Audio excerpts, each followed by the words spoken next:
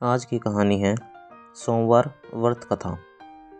किसी नगर में एक धनी व्यापारी रहता था। दूर दूर तक उसका व्यापार फैला हुआ था। नगर के सभी लोग उस व्यापारी का सम्मान करते थे। इतना सब कुछ संपन्न होने के बाद भी वह व्यापारी बहुत दुखी था, क्योंकि उसका कोई पुत्र नहीं था, जिस कारण अपने मृत्यु के पश्चात व्यापार के उत्तराधिकारी की चिंता उसे हमेशा सताती रहती थी। पुत्र प्राप्ति की इच्छा से व्यापारी प्रत्येक सोमवार भगवान शिव की व्रत पूजा किया करता था और शाम के समय शिव मंदिर में जाकर शिव जी के सामने घी का दीपक जलाया करता था।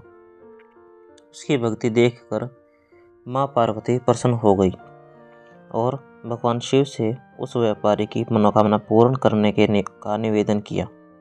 भगवान शिव बोले, इस संसार में सबको उसके कर्म के अनुसार फल की प्राप्ति होती है। जो प्राणी जैसा कर्म करते हैं उन्हें वैसा ही फल प्राप्त होता है। शिवजी द्वारा समझाने के बावजूद माँ पार्वती नहीं मानी और उस व्यापारी की मनोकामना पूर्ति हेतु वे शिवजी से बार बार अनुरोध करती रही। माता के आग्रह को देखकर भगवान भोलेनाथ को उस व्यापारी को पुत्र प्राप्ति का वरदान देना पड़ा। वरदान देने के पश्चात भोलेनाथ माँ पार्वती से बोले, आपके आग्रह पर मैंने पुत्र प्राप्ति का वरदान तो दे दिया, परंतु इसका यह पुत्र 16 वर्ष से अधिक समय तक जीवित नहीं रहेगा।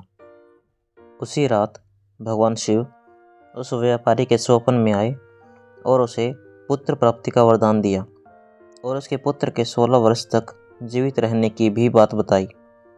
भगवान के वरदान से व्यापारी को खुशी तो हुई, लेकिन पुत्र की अल्पायु की चिंता ने उस खुशी को नष्ट कर दिया। व्यापारी पहले की तरह सोमवार के दिन भगवान शिव का विधिवत व्रत करता रहा। कुछ महीनों के बाद उसके घर एक अति सुंदर बालक ने जन्म लिया और घर में खुशियां ही खुशियां भर गई। बहुत धूमधाम से पुत्र का जन्म का समारोह मनाया गया, परंतु व्यापारी को पुत्र जन्म की अधिक खुशी नहीं हुई, क्योंकि उसे पुत्र की अल्पायु के रहस्य का पता था।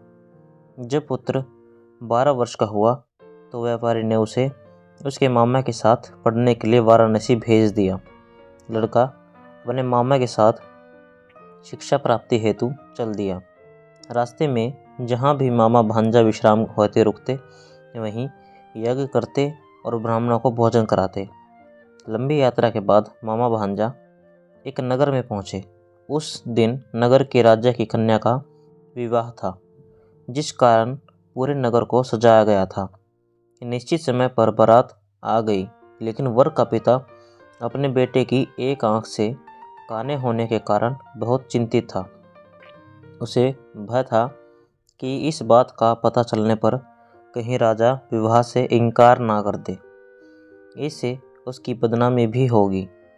जब वर के पिता ने व्यापारी के पुत्र को देखा तो उसके मस्तिष्क में एक विचार आया। उसने सोचा, क्यों न इस लड़के को दूल्हा बनाकर राजकुमारी से विवाह करा दूं। विवाह के बाद इसको धन देकर विदा कर दूंगा और राजकुमारी को अपने नगर ले जाऊंगा। वर के पिता ने लड़के के मामा से इस संबंध में बात की। मामा ने धन मिलने के लालच में वर के पिता की बात स्वीकार कर ली। लड़के को दूल्हे का वस्त्र पहनाकर राजकुमारी से विवाह कर दिया गया। राजा ने बहुत सारा धन देकर राजकुमारी को विदा किया। शादी के बाद लड़का जब राजकुमारी से साथ लौट रहा था तो वह सच नहीं छिपा सका और उसने राजकुमारी के ओढ़नी पर लिख दिया, राजकुमारी, तुम्हारा विवाह मेरे साथ हुआ था।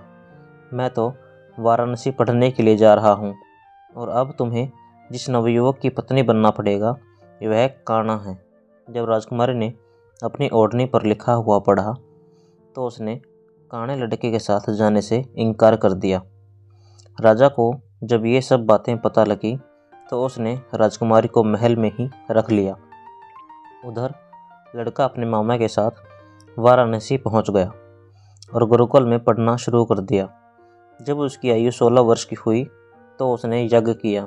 यज्ञ की समाप्ति पर ब्राह्मणों को भोजन कराया और खूब अन्न वस्त्र दान किए। रात को वह अपने शयन कक्ष में सो गया। शिव के वरदान के अनुसार शयन अवस्था में ही उसके प्राण पखेरु उड़ गए।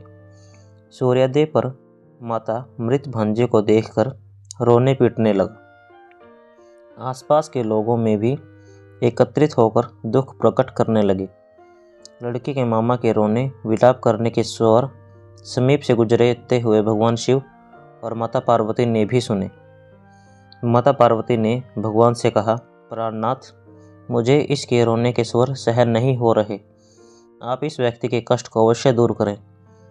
भगवान शिव ने माता पार्वती के साथ अदृश्य रूप में समीप जाकर देखा तो भोलेनाथ माता पार्वती से बोले, यह तो उसी व्यापारी का पुत्र है जिसे मैंने 16 वर्ष की आयु का वरदान दिया था।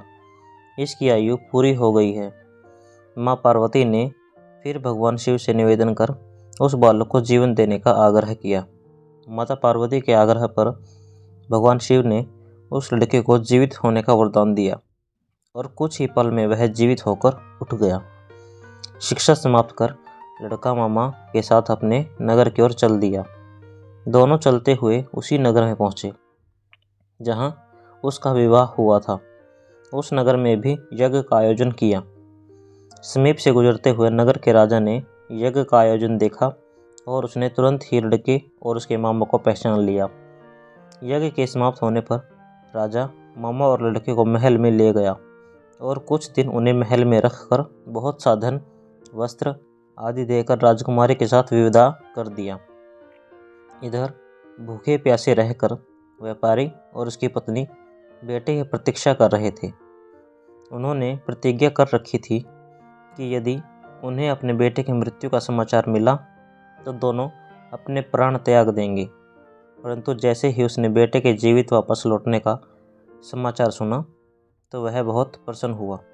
वह अपनी पत्नी और मित्रों के साथ नगर के द्वार पर पहुंचा। अपने बेटे के विवाह का समाचार सुनकर पुत्रवधू राजकुमारी को देखकर उसकी खुशी का ठिकाना न रहा। उसी रात भगवान शिव ने व्यापारी के स्वप्न में आकर कहा, हे श्रेष्ठी, मैंने तेरे सोमवार के व्रत करने और व्रत कथा सुनने से प्रसन्न होकर तेरे पुत्र को लंबी आयु प्रदान की है। पुत्र की लंबी आयु जानकर व्यापारी बहुत प्रसन्न हुआ। शिव भक्त होने तथा सोमवार का व्रत करने से व्यापारी की सभी मनोकामनाएं पूर्ण हुई। इस प्रकार जो भगत सोमवार का विधिवत व्रत करते हैं और व्रत कथा सुनते हैं, उनकी सभी इच्छाएं पूरी होती हैं। Thanks for watching.